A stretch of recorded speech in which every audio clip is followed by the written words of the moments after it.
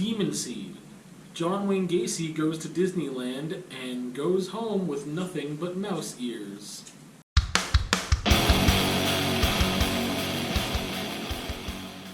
Here we have Demon Seed. Horror, thriller, suspense, epistolary, which I'll explain in a minute here. Written by Dean Koontz, published in 1973. Demon Seed.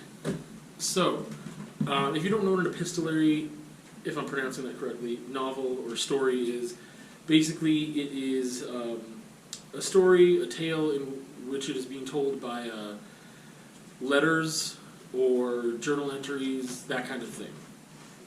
I generally wouldn't put that in its own genre, but it kind of is, and some people really enjoy that method of storytelling, and other people not so much.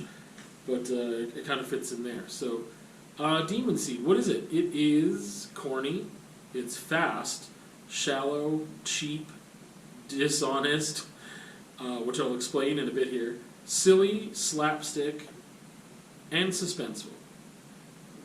And disappointing. It is all those things and more. As for me, when I read it, I was definitely, I started off a little more edge of my seat. What's going to happen? Like, I can't wait to see what's going on here. Very curious. And I don't know when it started to turn for me. Halfway through, maybe, I realized that my curiosity in what's going to happen was still there, but it became to be more hopeful that this thing was going to turn itself around and actually be a decent book. Which, no spoilers, by the way, no spoilers in this one, but I will let you know that it was a letdown and very disappointing for me. So, there's that. I'll give you the summary here, and then we'll kind of get back to some of those adjectives from earlier and explain that a little bit. Maybe explain our intro, too. So basically the premise is what really interested me in this. Now I did read it as a reading challenge book because I was supposed to give a book another try, was the challenge, and I tried to read some Dean Koontz in high school, but I don't remember what book it was, and I stopped reading it, which if you have seen any book reviews before or anything, you might have heard me talk about the fact that I'm really bad at like sunk cost fallacy, and I have a really hard time putting down a book even when I'm not enjoying it. Like, there's this part of me that feels the need to complete the task, even if it takes weeks of reading a book that I am not enjoying. So, yeah, for me, even in high school, to not finish the book was out of character. And since then, yeah, it's so incredibly rare.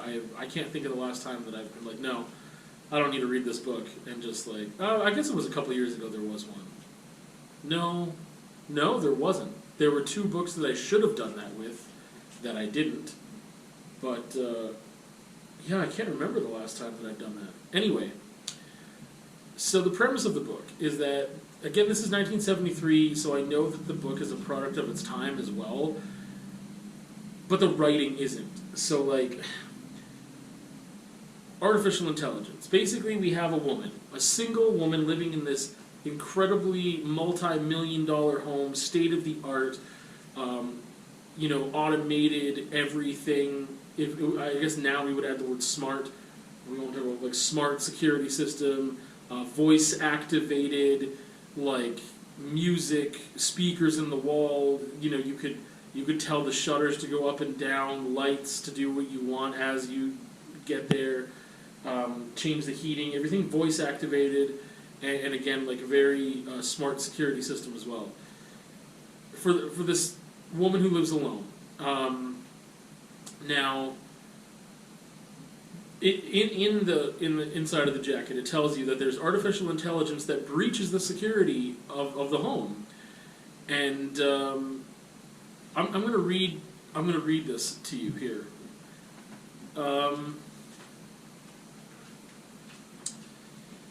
Where are we? But now her security system has been breached, her sanctuary from the outside world violated by an insidious artificial intelligence which has taken control of her house. In the privacy of her own home and against her will, Susan will experience an inconceivable act of terror. She will become the object of the ultimate computer's consuming obsession to learn everything there is to know about the flesh. Okay, so this could just be me being a lech, but when I hear that last phrase, I think this is going to be a sexy book. I also look at the cover, where you see a pixelated woman holding a sheet over her bare skin, a little pixelated from a lens point of view. There's cameras in the house and stuff. So I don't know how this is going to happen. We got AI that wants to do sex with this lady, but somehow something sexy is going to happen. I will tell you now, no. And as for the terror, what did it say? There was like what was it? Inconceivable act of terror. In theory, kind of. In practice, not. The way that Dean Koontz wrote this, like, there's just so many things that could have been done so much better. So, okay, let me get into what I said earlier. So, mentioning it was corny, silly slapstick. Those aren't good things. It's not meant to be funny. It's really not. I think there's parts of this that are a little tongue-in-cheek, but for the most part, it's not meant to be funny. And what's laughable is, again, you've got someone talking about artificial intelligence in 1973, and their imagination doesn't seem to exist. And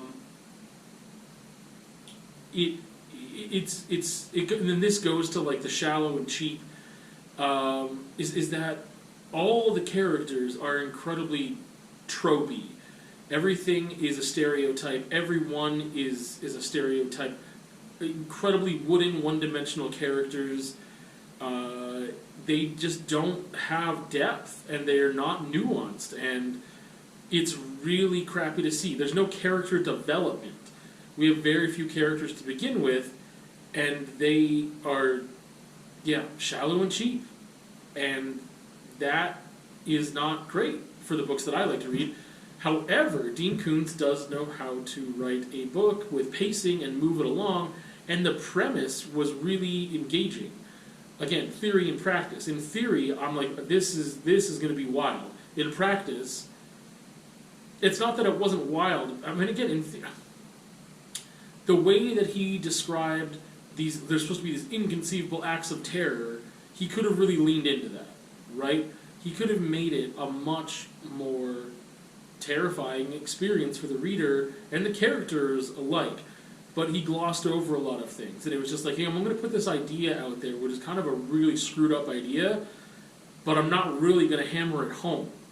And, for some people, especially those that might write or read horror, there's an understanding that there's a certain amount of imagination for the reader that will make things scarier than if I were to, as the author, spell out every little thing. That's not what we're talking about here. We're talking just about poor writing. It moves fairly quickly in a good way that, again, if you took the time to flesh things out, you don't have to make that dry time. There's ways to do that and still move this thing along quickly, but it just didn't do that. So it's fast, but it sacrifices the quality of the story, the quality of the storytelling, the ending especially, the premise, everything is sacrificed by the fact that this is a quick read. And it doesn't pay off. At least I don't think so. I think the ending is incredibly disappointing. I keep waiting for it to turn around. It doesn't at all. It is a very, very...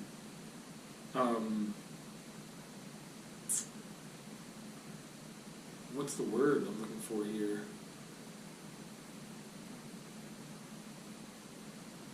It's just a very disappointing ending. Man, there's a word I'm looking for, and I can't reach it in my mind.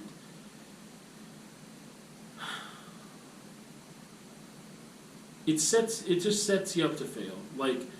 It's a letdown. I just can't think of the word right now. I'm failing at this right now.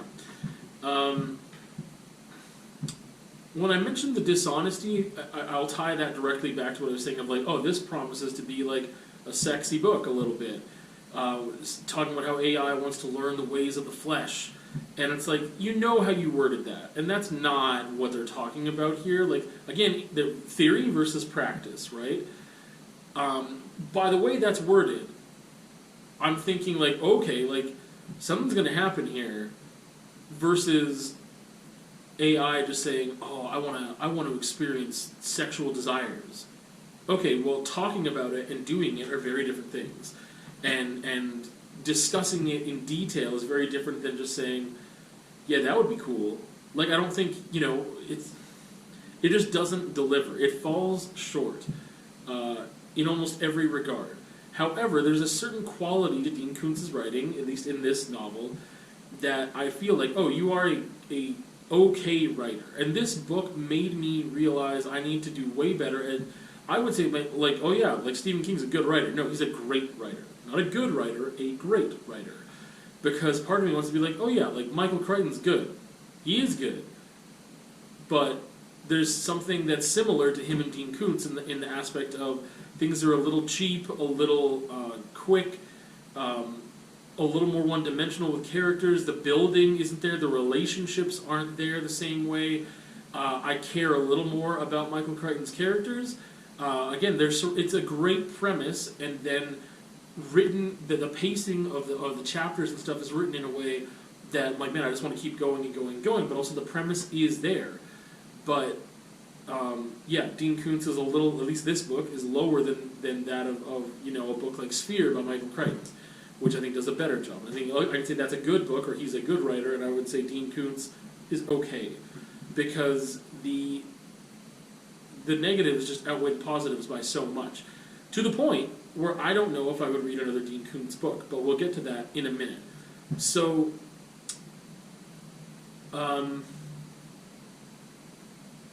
if you want a quick read that seems intriguing, and definitely will be something different, I would say this is not that scary. It is more suspenseful and thriller than it is horror. Has a little bit of sci-fi edge to it with the AI component. I'm not a very fast reader. I read this within a week. It moves along incredibly quick. Maybe give it a shot if you feel like it. And going into it, you know that it's not what I would recommend as a good book. It's an okay book, and there are much better things that you could read. But maybe this is right up your alley. Again, it's a cheap, quick, entertaining. Like, if I was on an airplane, I might have been able to read it all. Like, I mean, I don't know how many hours, but whatever. Airplane read. Maybe that's a good way to categorize it. I don't know. I would say its function is just for entertainment. I don't think it's an important book whatsoever. I don't think it brings to light any new ideas or makes me think any deeper about anything other than my choice in literature. So it is an entertaining and quick read. It's something there to pass the time, but it's definitely nothing special in my opinion. Which before I give you I'll give you my shelf placement, I guess. I would say it's low mid. It's definitely low on my shelf, not quite bottom shelf, but it's low. It doesn't quite get up to the middle of my shelf. It's entertaining, but there's no payoff. It's a really quick book, but again, it's got some stuff where I'm like, I want to keep reading, but part of it is because I am hoping it turns around, not because this is so great. No, there's parts that, again, like it's really hard to differentiate, like how good he is at pacing something with this premise, so that it sets you up for possibly a good payoff, even though you know there's no character development, but the payoff isn't there. So basically, to wrap this up, it did make me question whether or not I would ever read a Dean Koontz book again. And I don't know. I know that I could speed through it seems, so I might give another book a shot, but I don't own any other ones at this time, and I'm not going to seek any out, and they're everywhere. So if for some reason I saw one that also had what seemed like a good premise, I might grab it if I really wanted something like on hand that was a quick read like that. It's possible. I might.